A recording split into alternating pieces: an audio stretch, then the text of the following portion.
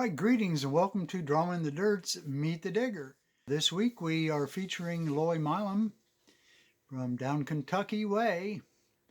So we're excited to get to hear about him.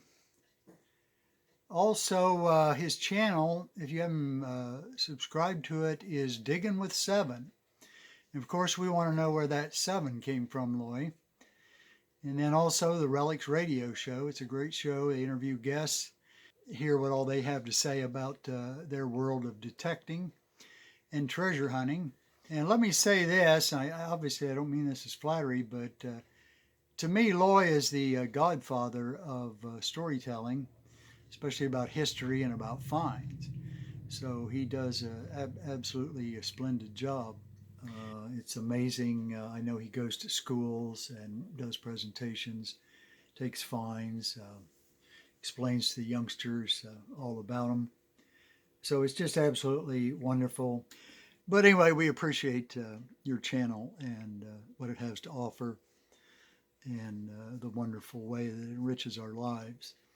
You truly are, as I said, the godfather of telling the history of all the items that we dig, and it's deeply appreciated. And I appreciate this opportunity to share with viewers what it is that you do. There are so many things I could say, and you truly are a Kentucky gentleman. We will move on then to your bio, and because we want to know more about you. And of course, we'll be looking at some pics that he sent of some of his finds. So God bless you, Loy. All right, we'll get right into it. First, I've been married to my beautiful wife, Raina, for 40 years. I've had 3 daughters, 11 grandchildren, 1 great-grandson. My background is in journalism and broadcasting. I have a great love of history. I picked up my first metal detector in 1975 and bought it at a sale and have no idea what brand it was. Just that it was aluminum rod with a huge red control box on one end and a trash can lid coil on the other end. I've seen those, Loy. But it got me started shortly after I purchased the old White's machine at a pawn shop. Didn't have VDI back then, but it did have some discrimination. Yeah, when I got my old Radio Shack in '87, I know it was just some knobs and had a needle. That was about it. So I feel your pain. I had no clue how to set all the knobs for discrimination, so I just ran the machine wide open, listened to the tones, and dug just about everything. Little did I know at the time, but the method would come to define the way I would hunt for the next 40 plus years. Over the years, I have witnessed an amazing revolution in metal detectors and have had the privilege of owning several. I currently hunt with the Garrett AT Pro, Minelab Equinox, and the Minelab GPX 4500. I've also owned 2 other Minelab machines, the CTX 3030 and the E-Track.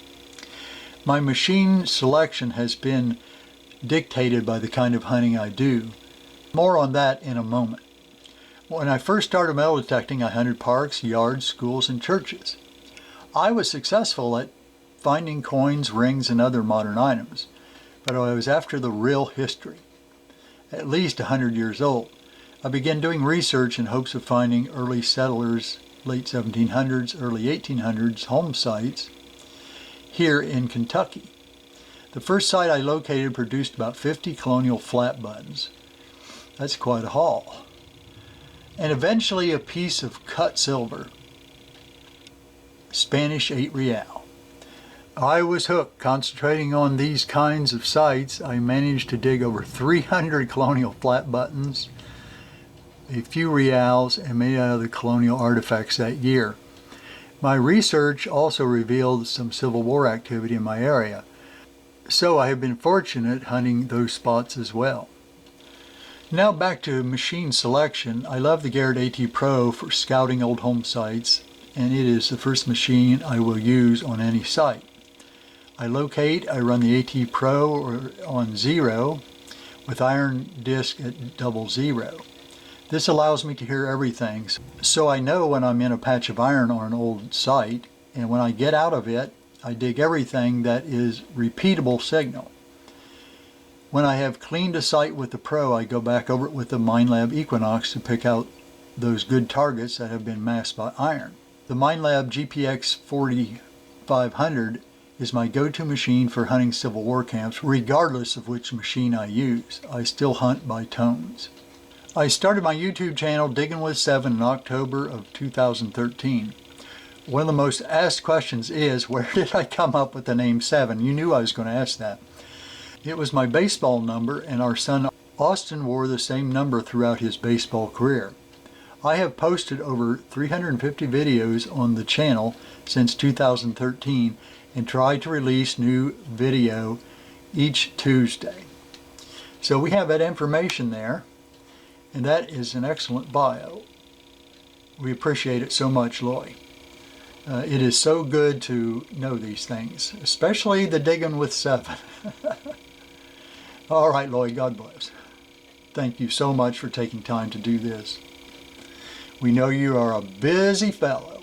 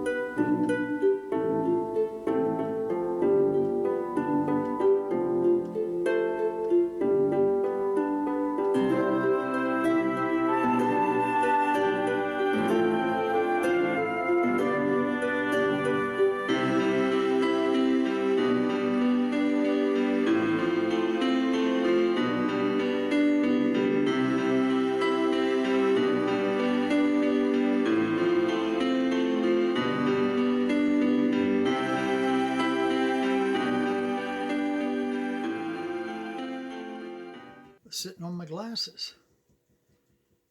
My other glasses. I know I got glasses here. No, I understand. What is it? No, I didn't break them.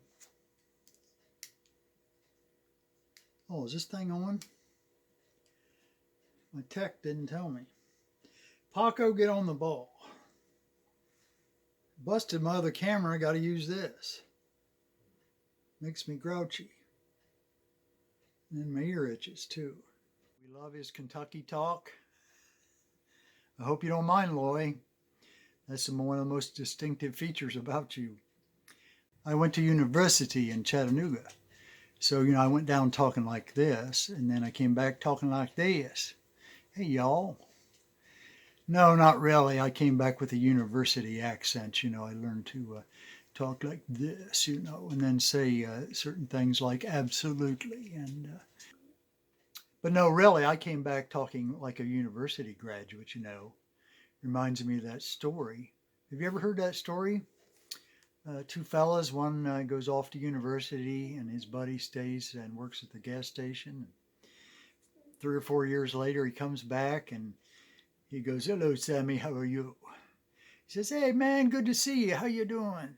He says, "Sammy, I've been away at university, And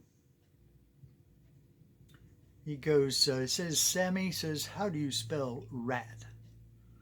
And he goes, R-A-T. He goes, "No, Sammy, that's incorrect."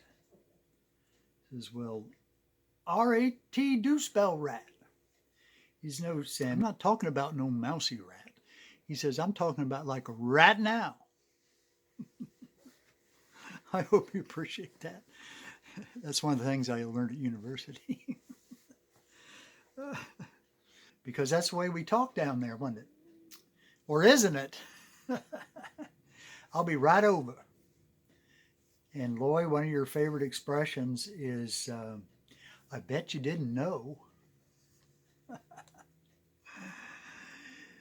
And then we have a good find here, and it looks like a coin.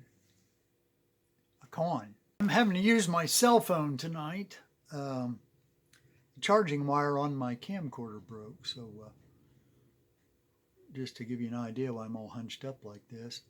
I don't know how to zoom this thing. Electronics and I don't get along.